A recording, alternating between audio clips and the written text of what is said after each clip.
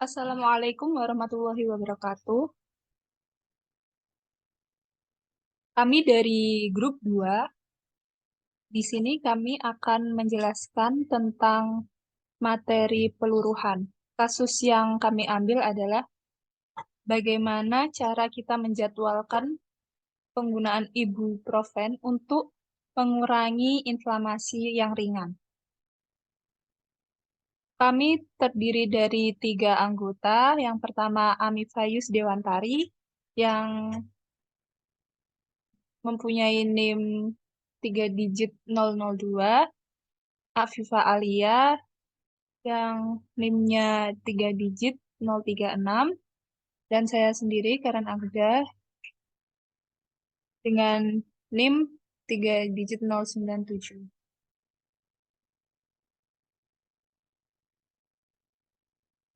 Nah, studi ini itu untuk menentukan gimana sih kita menjadwalkan dosis ibuprofen untuk eh, mempertahankan konsentrasi efektif di dalam aliran darah kita. Nah, ibuprofen itu caranya bekerja dengan menghalangi produksi prostaglandin, yaitu bahan kimia yang menyebabkan peradangan dan nyeri. Nah, prostaglandin ini diproduksi oleh tubuh sebagai respon terhadap cedera atau peradangan. Prostaglandin itu bekerja dengan mengikat reseptor pada sel yang kemudian mengirimkan sinyal ke otak yang menyebabkan rasa sakit dan peradangan. Nah, kemudian ibuprofen itu memblokir produksi prostaglandin dengan menghambat enzim yang disebut siklooksigenase atau COX. Kemudian ibuprofen itu punya rentang konsentrasi terapeutik yang luas untuk efek analgesik. Nah, antiterapeutik dan antiinflamasinya itu sekitar 10 sampai 50 mg per liter. Itu adalah rentang konsentrasi yang aman, batas minimum dan batas maksimumnya segitu 50 mg per liter. Dan waktu paruh plasma yang relatif singkat yaitu sekitar 1 sampai 3 jam, sehingga memerlukan pemberian yang sering untuk mempertahankan konsentrasi plasma terapeutik tersebut.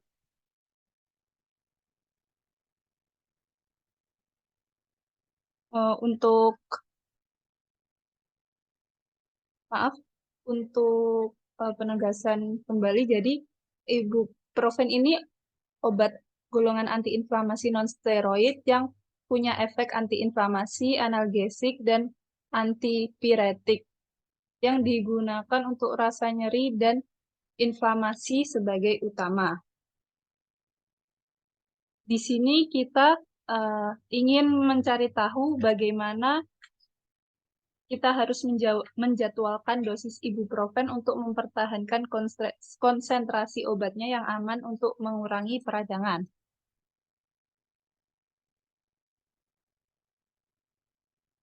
Kami mengambil asumsi berdasarkan jurnal yang terdapat di internet yang ditulis dan diteliti oleh Prasan Kale. Nah, karena jurnalnya itu dengan membandingkan ibuprofen sendiri dan ibuprofen pseudoephedrine, kami hanya mengambil yang ibuprofennya saja. Nah, di jurnal ini dinyatakan bahwa batas maksimum konsentrasi pada 200 mg ibuprofen di dalam darah itu sekitar 17 mikrogram per mili. Dari gambar grafik di sini menunjukkan minimum concentration-nya atau konsentrasi minimalnya itu sekitar 2 mikrogram per mili. Untuk eh, CO-nya atau C0 konsentrasi awalnya itu sekitar 15 mikrogram per mili. Dalam data sini eh, dibutuhkan sekitar 3 jam untuk ibuprofen meluruh separuhnya.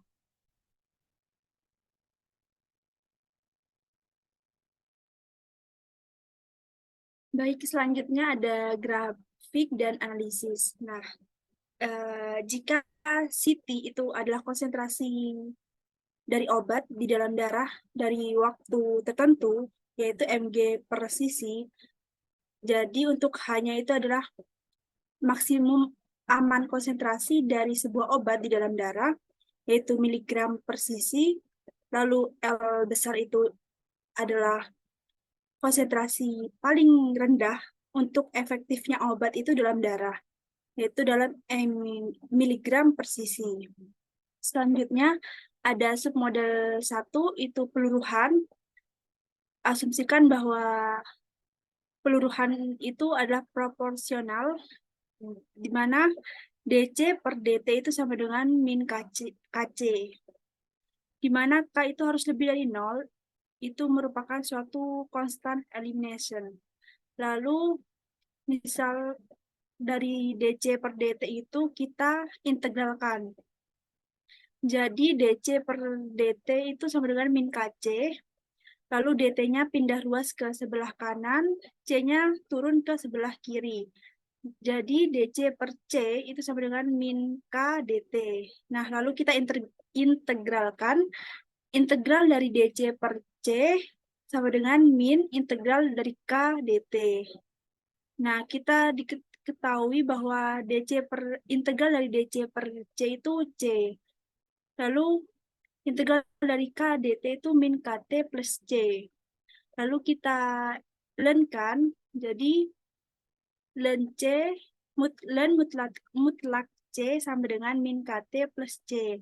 Nah, CT-nya itu jadi C0 dikali E pangkat min KT. Jadi solusi yang awalannya DC per DT sama dengan min KC itu jadi C, T sama dengan C0 E min KT. CT ini menunjukkan konsentrasi pada waktu tertentu T, yaitu C awal dikali E dipangkatkan min konstantanya dari suatu obat dikali waktunya. Selanjutnya, nah ini merupakan grafik dari peluruhan obat di dalam darah.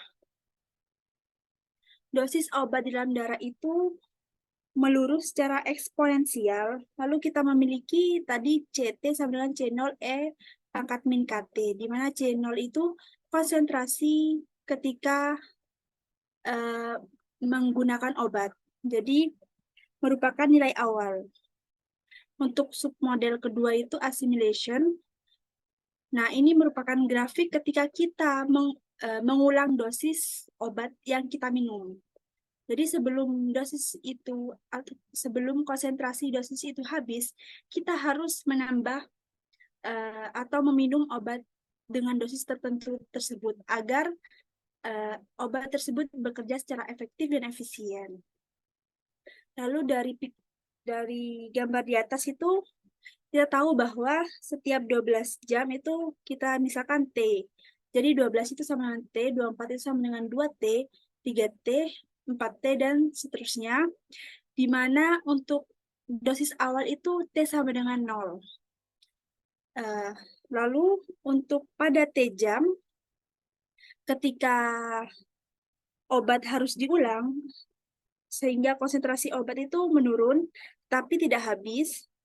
Oleh karena itu, pada jam ke T, itu akan meninggalkan residu. Nah, residunya itu dengan formulanya, rumusnya itu C0 E pangkat min KT.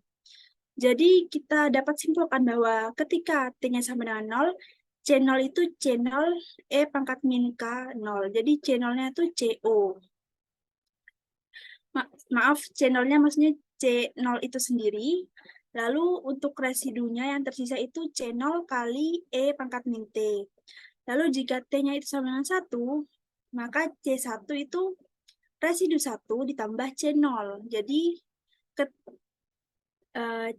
R1-nya kita ganti dengan C0 E pangkat min KT. Jadi seperti ini. Jadi C0-nya C0 didalamkan kurung jadi E pangkat min KT plus 1 dan sedangkan R2-nya itu C1 dikali E pangkat min KT. Sedangkan C1-nya ini adalah C0 E pangkat min KT plus 1. Jadi ketika T-nya sama dengan 2, jadi C2 itu R2 atau residu 2 ditambah C0. Nah, residu 2 tadi sudah kita ketahui C1 pangkat E min KT, lalu kita ganti C1-nya dengan C0 pangkat E C0 dalam kurung E pangkat min KT plus 1. Lalu kita keluarkan sehingga C2 itu ketemu C0 dalam kurung E pangkat min 2 KT plus E pangkat min KT plus 1 dan meninggalkan residu R3 yaitu C2 kali E pangkat min KT.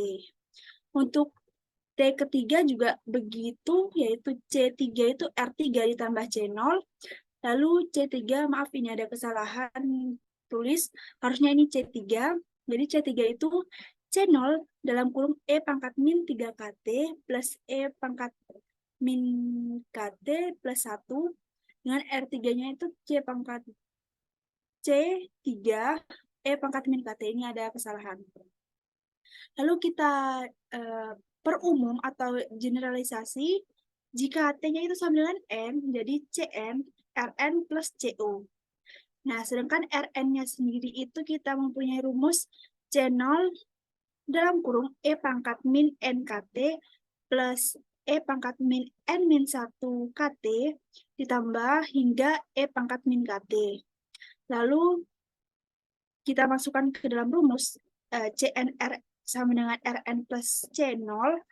Lalu kita ketemu Cn-nya adalah C0 dalam kurung E pangkat min NKT ditambah E pangkat min N dalam kurung N min 1 KT plus seterusnya hingga E pangkat min KT ditambah 1. Misalkan kita itu E pangkat min KT-nya itu R. Lalu kita punya Rn-nya itu C0 dalam kurung R pangkat N plus R pangkat N min 1 hingga ke R atau E pangkat min KT ya di sini.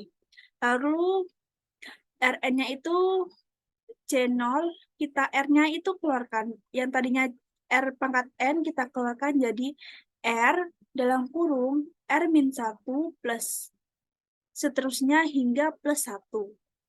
Di mana R pangkat min 1 plus seterusnya hingga plus 1 itu adalah suatu deret geometri.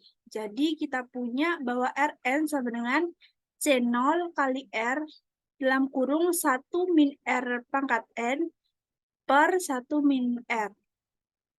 Jadi kembalikan lagi ke persamaan tadi ketika kita memisahkan R sama dengan E pangkat min KT. Jadi ketemu Rn-nya itu sama dengan C0 E pangkat min KT dalam kurung 1 min E pangkat min NKT per 1 dikurangi E pangkat min KT. Kita gunakan limit, di mana limit N mendekati tak hingga dari Rn, sehingga kalau kita manipulasikan jadi R sama dengan C0 per E pangkat min KT plus 1. Nah, kemudian kita punya bahwa R-nya sama dengan C0 per E pangkat min KT min 1.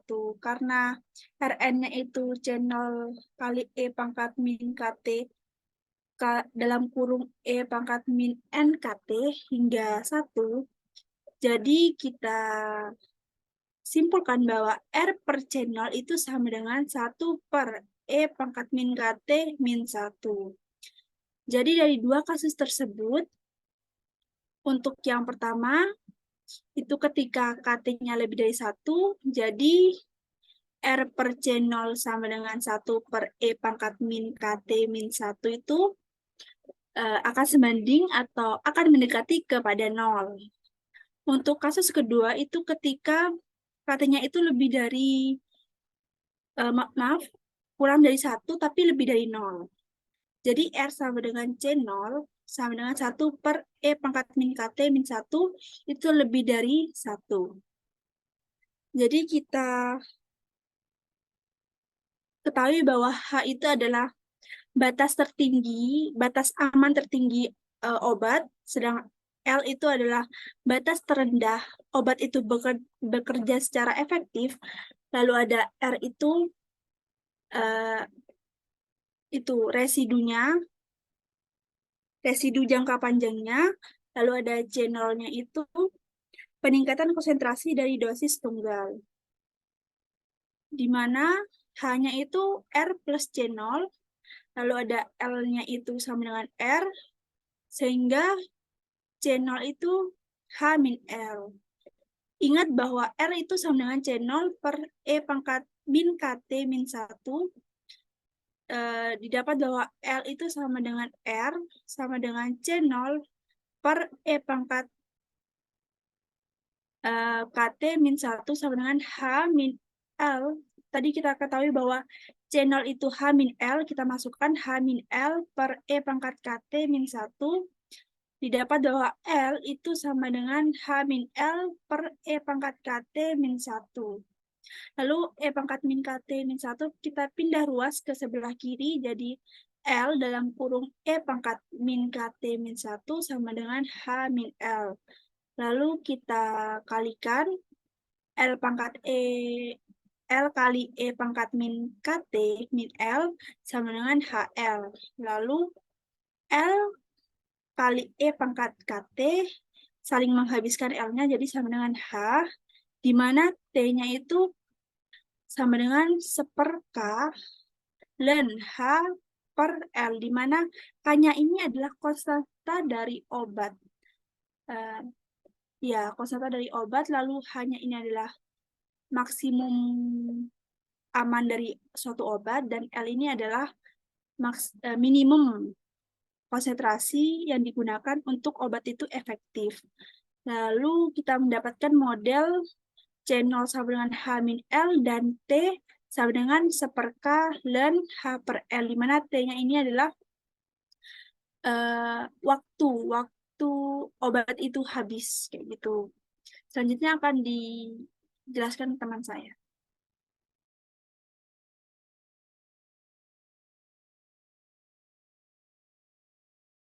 Oke, sebelum kita menyelesaikan problemnya atau mencari T-nya, dari model sebelumnya tadi ada K-nya. Jadi kita harus mencari K terlebih dahulu. Nah, dari asumsi tadi, T-nya adalah 3 jam. Nah, berdasarkan model di awal tadi, CT itu sama dengan C0 E⁻min KT. Nah, karena waktu jam ketiga itu konsentrasinya jadi setengah, maka CT-nya ini kita ganti menjadi setengah C0 sama dengan C0 E⁻min 3K. Jadi karena T-nya sama dengan 3, kita masukkan ke persamaannya. Nah, kita ketemukan K-nya sama dengan 0,23.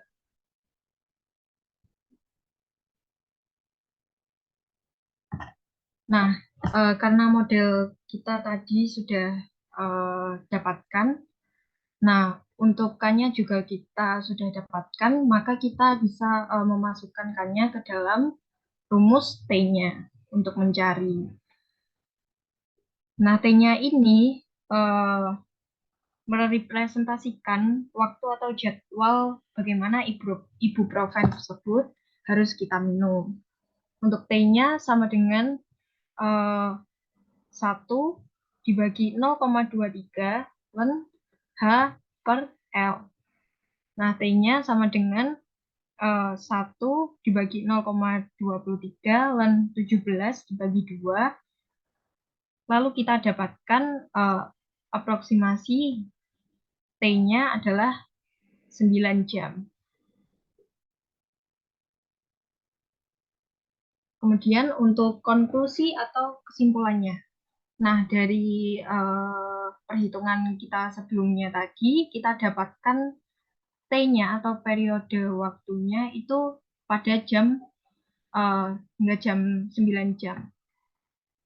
Maka kita harus meminum ibuprofen tersebut yang mana memiliki konsentrasi 200 mg tadi selama minimal 9 jam sehari untuk mendapatkan efek yang maksimal dalam mengurangi peradangan di tubuh kita tadi. Nah, konsentrasi obat tadi kemungkinan akan mendekati 0 lagi setelah 9 jam. Maka dari itu, dokter akan menyarankan ibuprofen untuk diminum maksimal 3 kali sehari atau setiap 8 jam. Nah, untuk kasus ini kita temukan bahwa jadwalnya itu setiap 9 jam.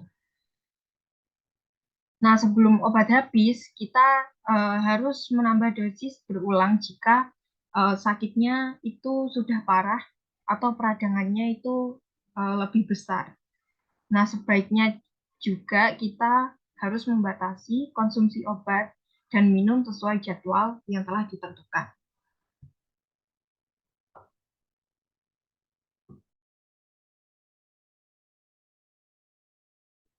Baik, mungkin itu tadi penjelasan yang bisa kami sampaikan. Kurang lebihnya mohon maaf.